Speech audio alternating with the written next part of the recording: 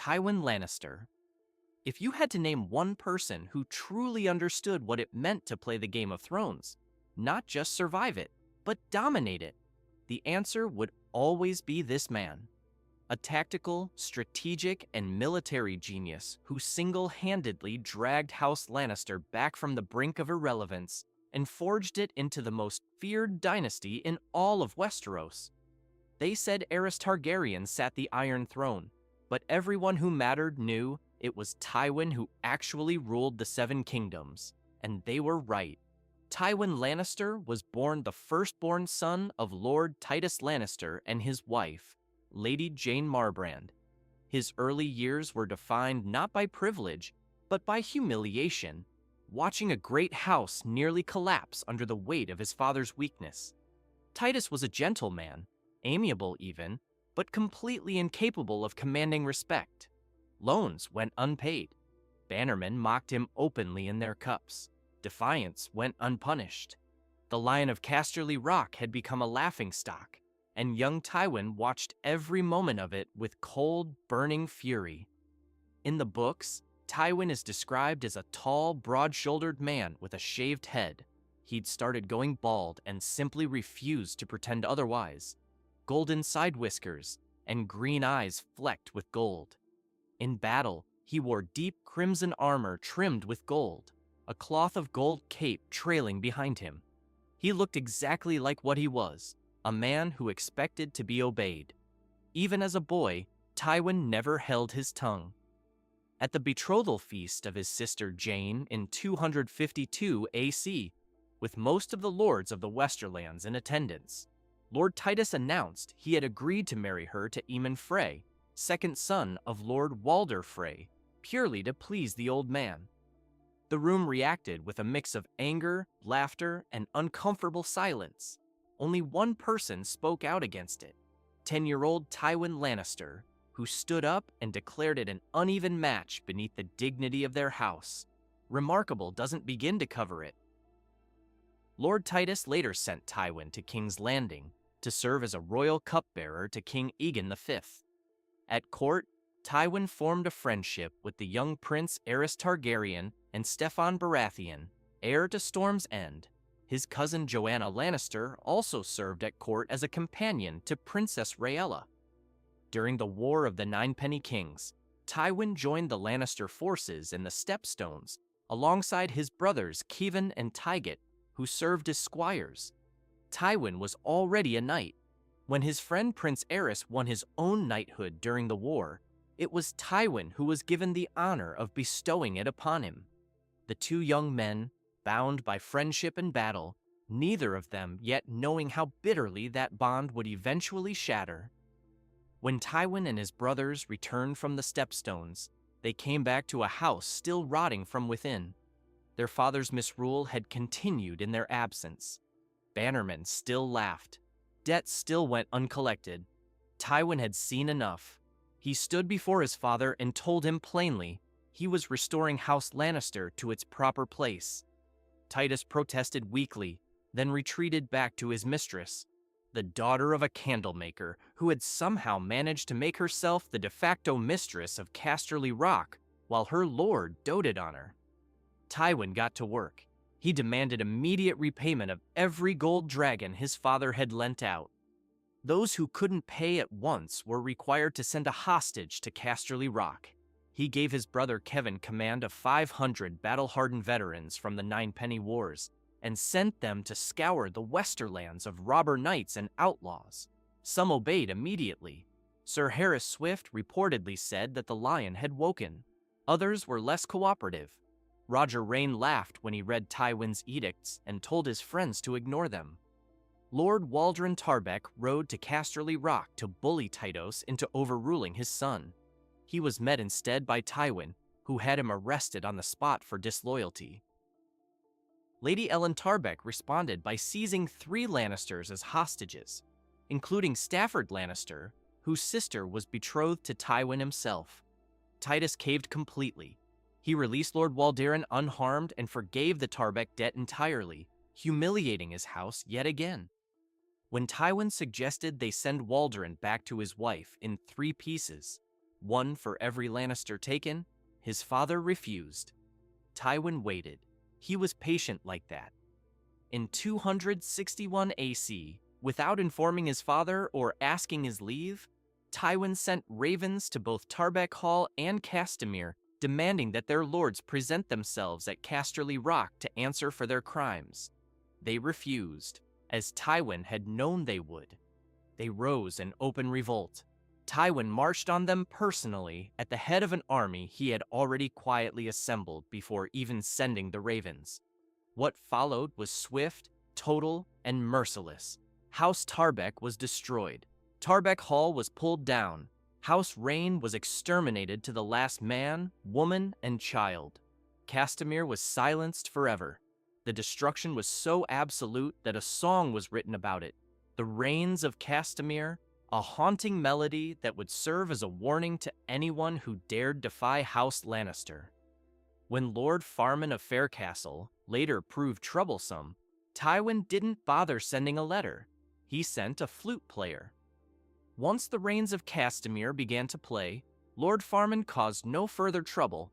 When King Jaehaerys II died and Aerys Targaryen took the throne, one of his first acts was to name Tywin Lannister his Hand of the King. He had been impressed by what he saw at Castamere and Tarbeck Hall. What he didn't yet understand was that the man he was inviting into his court would spend the next 2 decades making him look exactly like Titus Lannister had looked to everyone else, a weak man propped up by someone stronger. Tywin served his hand for 20 years, 20 years of prosperity, order, and competent governance. The small folk of Lannisport cheered twice as loud for Tywin at tourneys as they did for their actual king. Some joked openly, though carefully, that it was Tywin, not Aerys, who truly ruled. They weren't entirely wrong. Meanwhile, back in the Westerlands, Titus Lannister died of a burst heart in 267 AC while climbing the steps to visit his mistress. When Tywin returned to Casterly Rock, he found the woman wearing his late mother's gown and helping herself to her jewelry. He had her stripped and forced to walk naked through the streets of Lannisport, confessing to every person she passed that she was a thief and a harlot. Then he banished her from the Westerlands. That was Tywin's idea of mercy. There is something worth noting about Tywin Lannister that many overlook. He never laughed. Not once in his adult life was he seen laughing.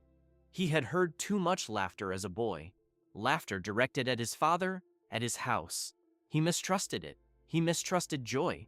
He had smiled once, they say, on the day he wed his cousin Joanna Lannister.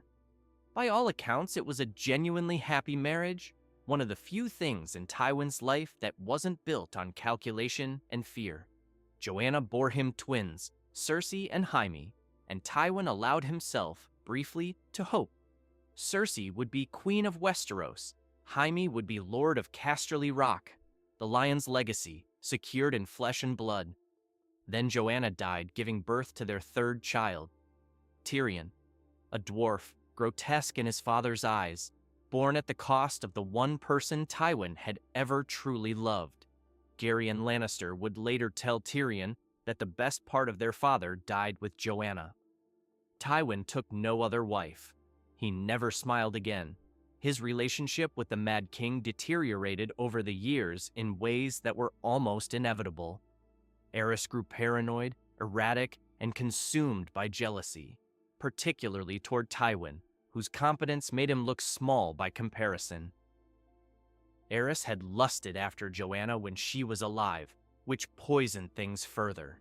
He refused Tywin's offer to betroth Cersei to Prince Rhaegar, a profound insult. And in 281 AC, he raised 15-year-old Jaime to the Kingsguard, stripping Tywin of his heir in a move everyone understood was designed to wound him. Tywin resigned his position as Hand on some thin pretext and returned to Casterly Rock. He did not forget. He never forgot anything. When Robert's rebellion ignited, Tywin sat at Casterly Rock and waited. He answered no ravens. He sent no men. He watched the war unfold with the patience of a man who understood that the moment to act was not at the beginning, but at the end. He waited until Robert crushed Rhaegar at the Trident, until the outcome was no longer in doubt, and then he marched on King's Landing. Aerys, convinced by Grand Maester Pycelle that Tywin had come to save him, opened the gates. The Westerlands forces sacked the city. Aerys was killed by Jaime, not by Tywin's order, though Tywin would never lose any sleep over it. Gregor Clegane and Amory Lorch, both sworn to House Lannister, murdered Elia Martell and her children Rhaenys and Aegon in the Red Keep. Tywin had the bodies wrapped in crimson Lannister cloaks to hide the blood and presented them to Robert Baratheon as a gift and a pledge of loyalty. It earned House Lannister the undying hatred of Dorne. It secured Cersei's marriage to King Robert. Tywin decided that was an acceptable trade. In the years that followed, Robert's spectacular financial incompetence put the crown deeply in debt to House Lannister, over 3 million gold dragons. Tywin was content. The crown owed him. The kingdom feared him. His daughter sat the throne. Life, from Tywin Lannister's perspective, was proceeding according to plan. That plan began to fray when Tyrion was arrested by Catelyn Stark at the inn at the crossroads and taken to the Eyrie on suspicion of attempting to murder her son Bran. Tywin cared nothing for Tyrion's safety. That much was clear. But the arrest was an insult to House Lannister, and that he would not endure. He sent Gregor Clegane and his men, disguised as bandits, to burn and pillage across the Riverlands. The War of the Five Kings had begun in earnest. Tywin's strategy throughout the war was characteristically cold and precise. He marched, he maneuvered, he used his sons as instruments. Tyrion sent to King's Landing to serve as hand and prepare the city's defenses, while Tywin managed the field. He engineered the Red Wedding through correspondence with Rose Bolton and Walder Frey after Robb Stark's politically disastrous marriage to Jane Westerling destroyed the pact with House Frey. Robb Stark, the young wolf who had never lost a battle, was butchered at a wedding feast along with his mother and the bulk of his army. The war in the north ended not with a battle, but with a betrayal, orchestrated from behind a desk by Tywin Lannister. He arrived at the Battle of the Blackwater just in time to save King's Landing from Stannis Baratheon's assault, sweeping in from the flank alongside the Tyrell forces and shattering what had been, moments before, a near-certain Baratheon victory. Joffrey named him Savior of the City. Tywin resumed his position as hand and got back to the business of ruling. Tyrion, who had done the actual work of preparing the city's defenses and had nearly died in the fighting, received the position of Master of Coin, a deliberate demotion designed to remind him of his place. Then came Joffrey's death. Poisoned at his own wedding feast, the king died purple-faced and gasping while his grandfather watched. Tyrion was accused. Tywin agreed to serve as one of his 3 judges. When Tyrion demanded trial by combat and Oberyn Martell volunteered as his champion, what followed was one of the most catastrophic moments in Tywin's careful, controlled life.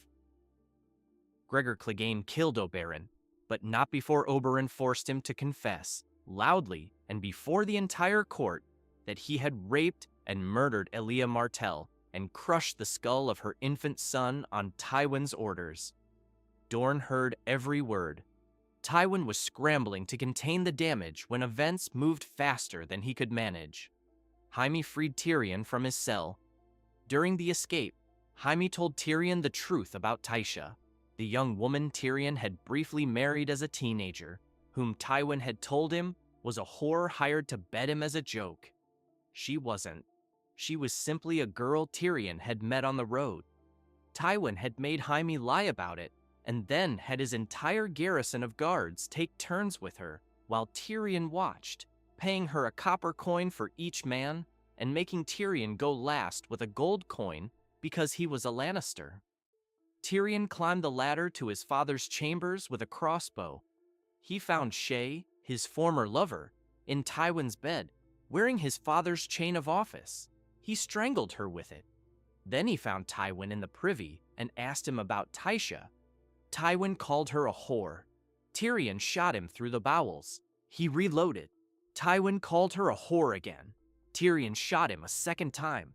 Tywin Lannister, the man who had ruled the Seven Kingdoms for 20 years, who had destroyed houses, engineered wars, and held the realm together through sheer force of will and ruthlessness, died sitting on a toilet, killed by the son he had spent a lifetime despising. His body lay in state for 7 days in the Great Sept of Baelor. The smell was reportedly unbearable. Mourners grew sick or fainted from being too near, and as his body dried, his lips curled upward into what appeared to anyone watching to be a smile. Jaime and Cersei were disturbed by it most of all. Their father had almost never smiled in life. In death, he seemed to find something funny. Perhaps the joke was on all of them.